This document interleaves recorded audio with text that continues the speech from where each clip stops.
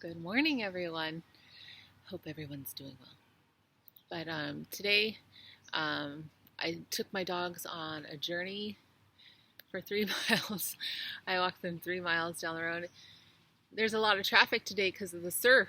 There's surf's up, and people are going out, and they're excited about it. And their energy is so positive. It looks so good to do. Um, but today I'm at a school. In Haleiwa. And I thought about my journey in education and I wanted to share it. I started here in Hawaii in Kapolani Community College. And and then I went on to University of Guam later and finished my education in elementary education. And then there was a lot to do with doing a lot of decorative work in the classroom, meaning for whatever lesson plan you were doing. And there was festivals and going on like throughout the year that the education department led, like the Easter festival and stuff like that, and the Halloween festival, so people can enjoy, you know, the seasons with us. And so I was a part of that, and it was fun. It was work, but it was fun.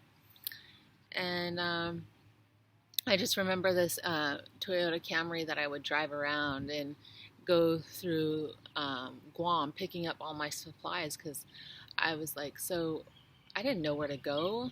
And most of these people that were in school with me were familiar with the education in Guam because they grew up there.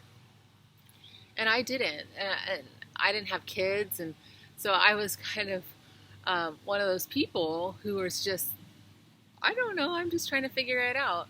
And I did. And I wrote lesson plans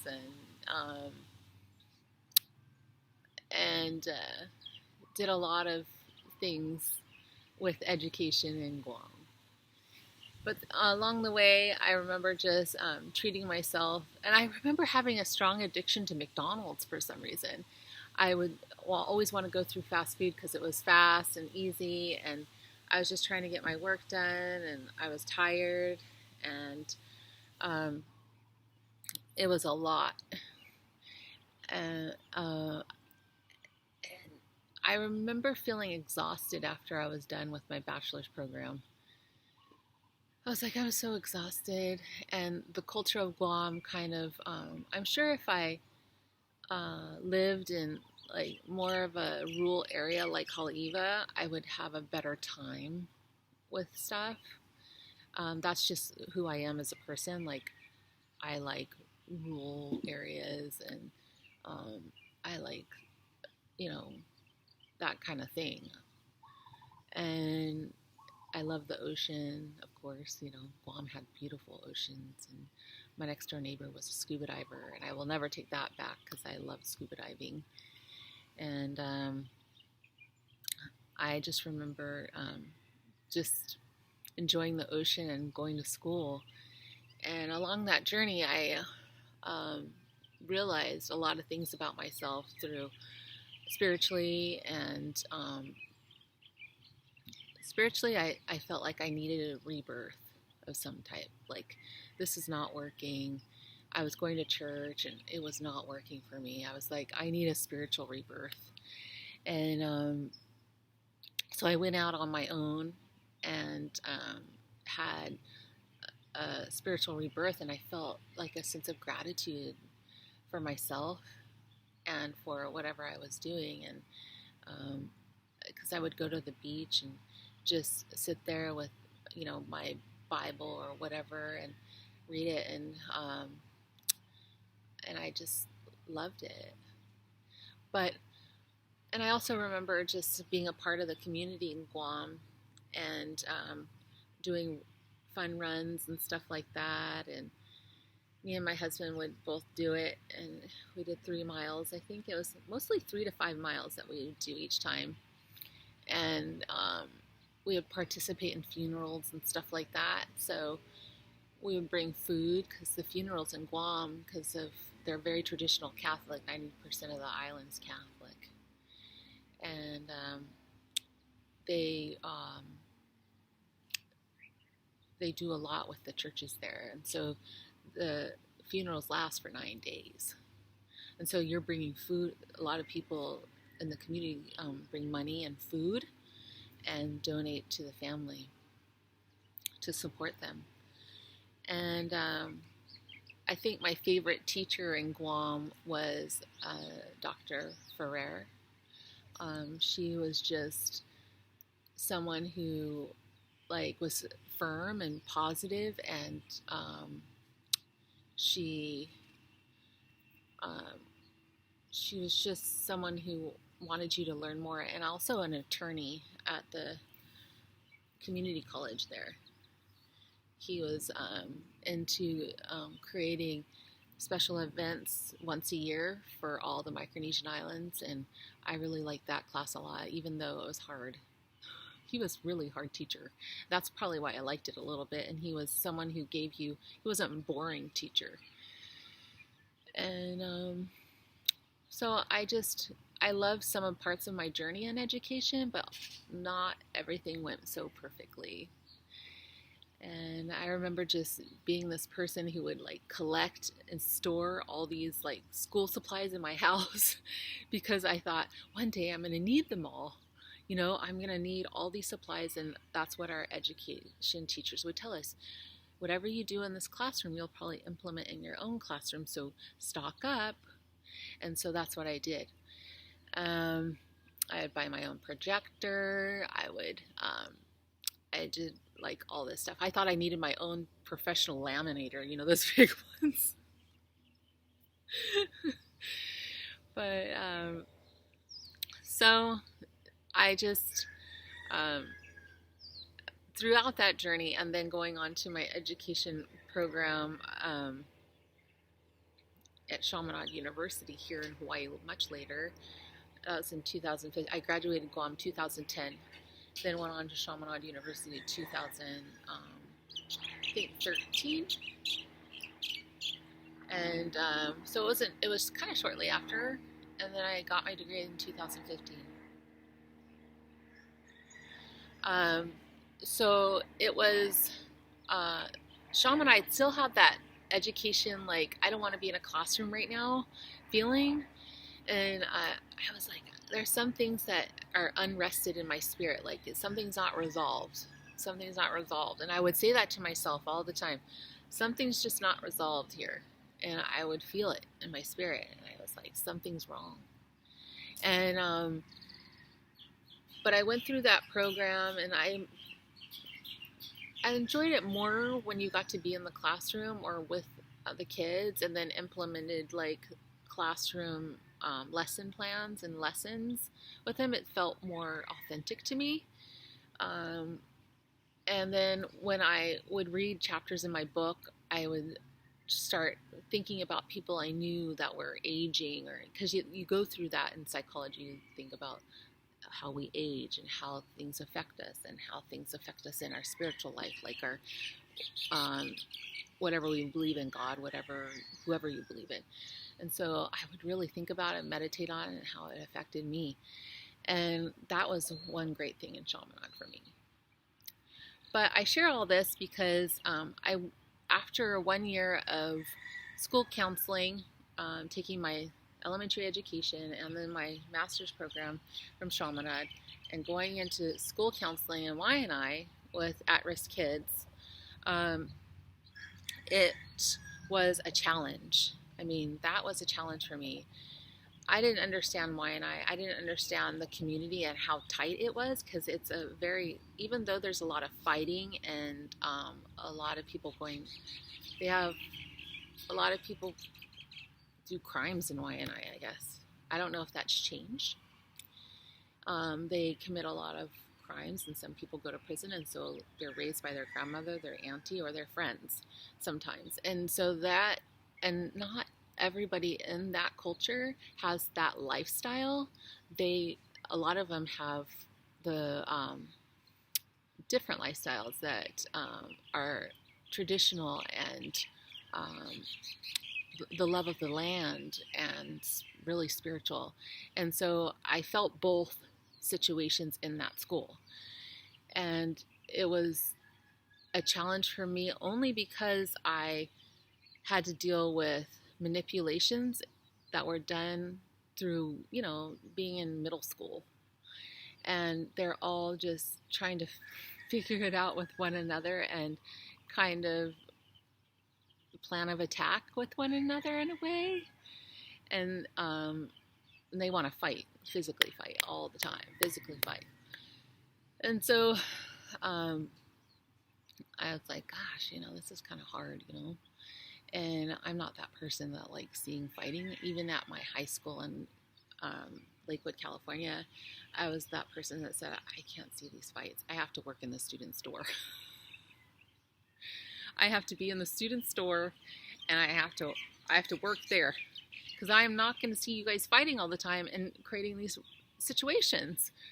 I'm just going to work. And so that's what I did. And so I say all this because I go back and I say, how can our life, because me and Eric we are feeling the cost of living in Hawaii a little. And we were renting from, I don't remember if she was Chinese. I just think of her as local, actually, local Asian. And so I don't really think like Chinese, Asian, Korean. I just think local Asian to me, even though they might have a deeper rooted sense of themselves. In my head, I just think that. And we were renting from her, and she was funny and quirky and fun to me. But the prices kept on rising, and she wanted to always raise the price on us. And so I was like, gosh, we're going to live in this situation where we're always going to get prices hiked up with us. And I need something where we have just a payment that just stays. And Eric was feeling the tax situation in the house, not in the house, but how much taxes he had to pay each year. And so he realized that buying a home helped him lower the taxes that he has to pay on. And so there was two things. So we start doing this house that's from the 1970s, and we start building it. And I used our income while I was going to school, and I stayed in a dusty house for almost 2.5 years while Eric was fixing it all up. And then after all the work was almost done, I said, I really hate living like this, and I'm going through this transition of being in this school, and it's hard on me a little, and I don't feel accepted, and I just really want to move on. And I was feeling a little bored because, me and my husband, all we did was watch television and work and come home and go to the beach maybe once a week. And so I was like, I gotta really think about other things to do, like how to live my life. And so we talked to people about getting a government job abroad and for the U.S. military, so it's the Army base, which, I kind of have a hard time with Army a little because of a lot of information I know about Army, but not discriminating against the people working for the Army. Totally. I might have an attitude about it. I have an attitude about it a little bit. Not on the people, but on the situation. So, school bell. Go to class. So, so we ended up 6 months of Eric applying for jobs and me applying as well, because I applied for a job too over there. Eric got the job, and I went over there, and then I got interviewed for the job 2 months later, I think, after we were there. And I knew at that point that it was one of those jobs that everyone wants a position kind of there, because it makes pretty good money. And so So I knew I had to start from the bottom. So I said I'd be a substitute teacher. And it made more money to be a substitute teacher than an aide. But you get more benefits being an aide. So I got the job 4 months later. And so before I was working, I was just knitting all the time. Trying to knit scarves, even though they didn't come out perfectly. I was like, I'm going to knit some infinity scarves. And so I did a bunch of that. But on that journey in Europe, I toured around a lot in a camper van, and I started my first journey through Switzerland, starting in Germany to Switzerland. Then I went on to Italy, Croatia, Slovenia, Austria, and back to Germany. First trip. And then after time went by, I said the van needs to be used more. It needs to be used more because we're paying on this van each month. And COVID hit, and I was like, COVID? This is... In my community in Wiesbaden, I didn't see any sick people at all. And so I was like confused. What is this COVID? Usually you'll see them sniffing or something bad happening to them. And I was like, maybe COVID's not really totally an illness. Maybe COVID is based on political ideas. Because I was having a strong, attitude with it. I'm like, I don't know about COVID.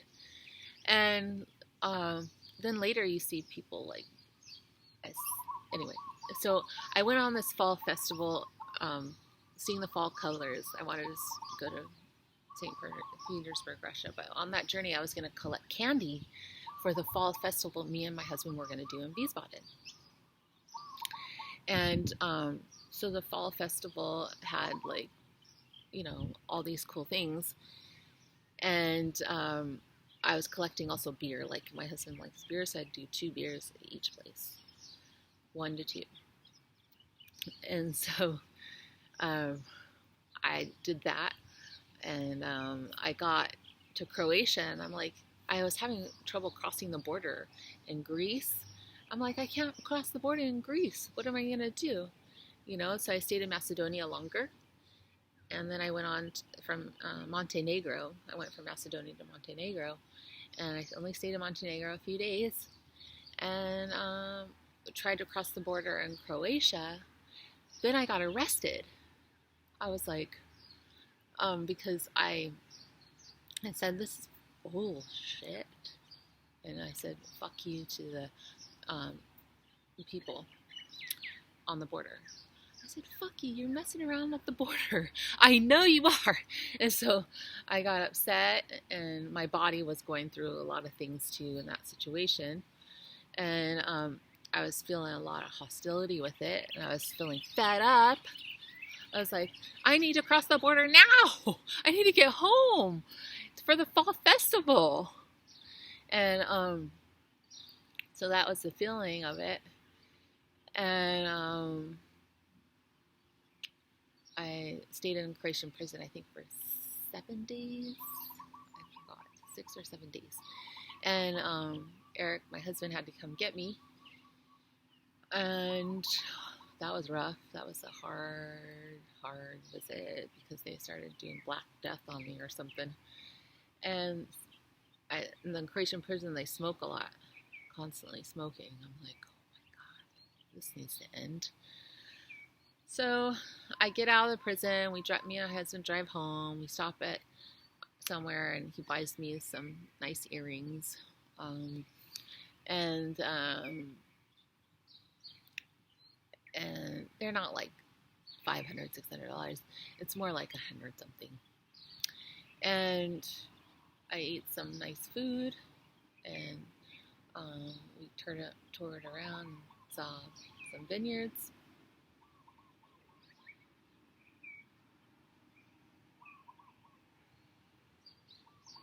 And then I went to, then we went home. We went from Croatia, Slovenia, I think Austria, and home. And then I just said, after that, I said, I'm just going to go to Portugal. So today I'm going to team with Portugal. And I'm going to also team with New Mexico. I already did that one. I won't do New Mexico. So I'll do another country, or a state. I'll do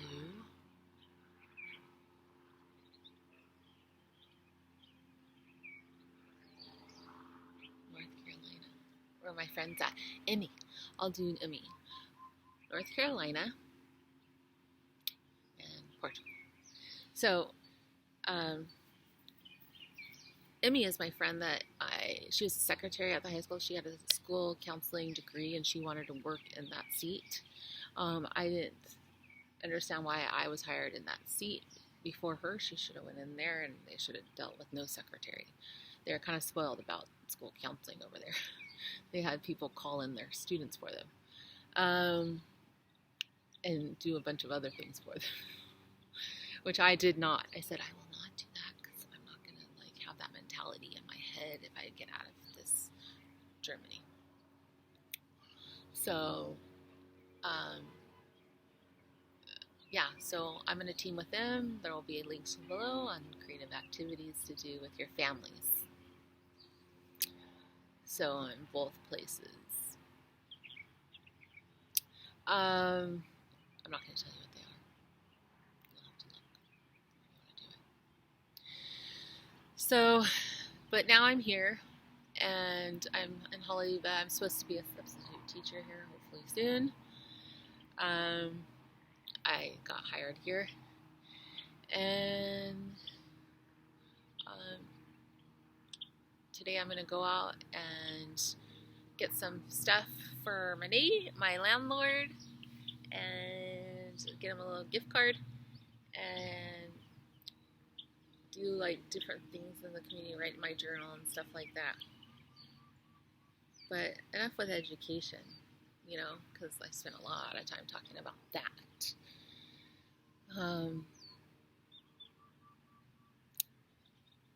I think people like to live a lie a lot in the situations that's played out. People, there's networks all around us because of technology. And sometimes those networks are very negative and get in your way and are a stumbling block.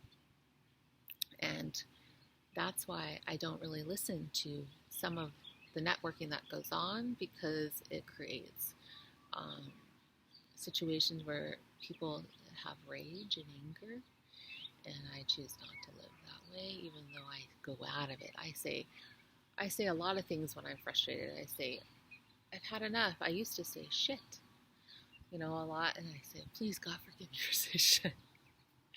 But now that I'm being affected so much physically in my situation, fuck yous come up a lot. And I don't like that. I don't like who I am in that. I don't like the situation in it. But I'm glad I'm away from beer and alcohol right now. So glad. But I don't know what much more to say other than I enjoy connecting to my community through special events. I think the last one we did was the parade here, right? With Hula parade. That was fun.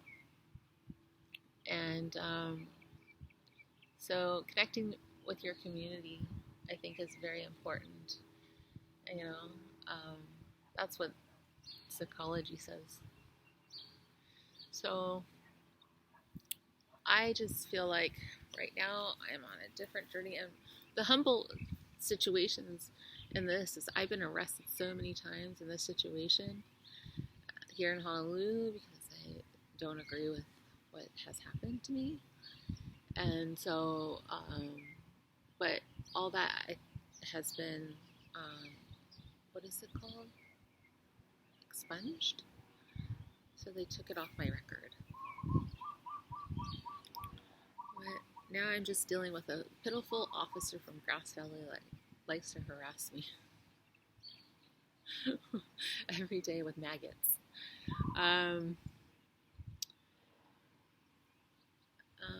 But that's it. Right now I'm just about to go have some tea and try and think about different things and think about creative ways to live my life. I think I always do that.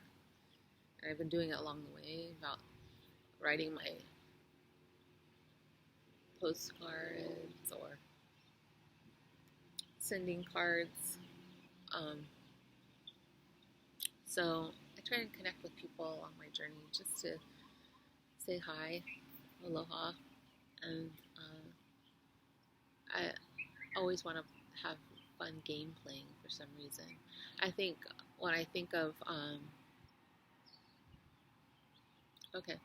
when I think of creative things to do, I used to remember buying these books about games you play with your groups and icebreakers and stuff like that. And I think I remember some of the people in my counseling programs would go in on it about icebreakers and stuff like that.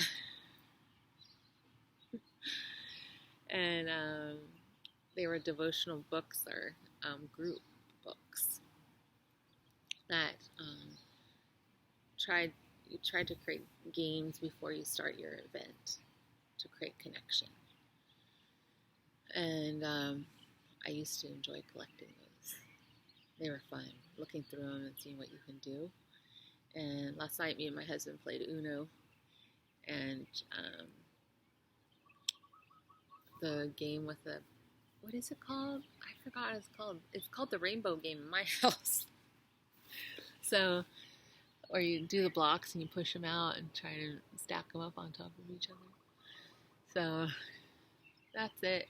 I'm now going to rethink my day a little bit. And I'm hoping to go in the ocean sometime soon. I haven't really been in the ocean, like, to really relax for a long time. I just go in and out and go back home and sit in my house. I'm hoping for a long day at the beach someday where I can feel restful. But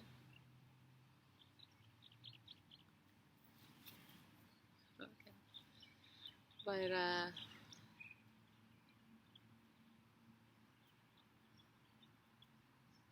different things we think about, isn't it? Sometimes it's good to take a quiet moment in meditation.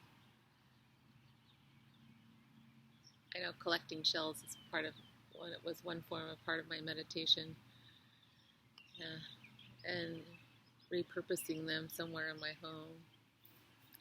But I definitely need to do my jars with the shells on top soon, so that's on my list.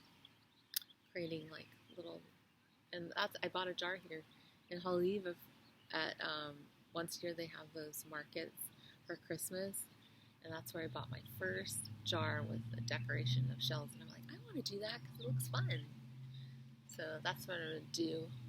I have a few of them I might pass out or give to friends or whatever. It's a little fun. But I say a lot of buts.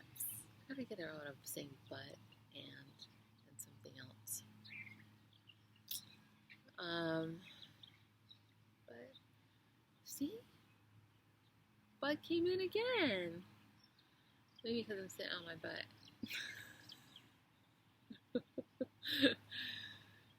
It's a quiet day here. School's not back in until January 8th. So everyone's on break. And I'm glad. Hope they feel rested. But I'm out of here in about 10 seconds.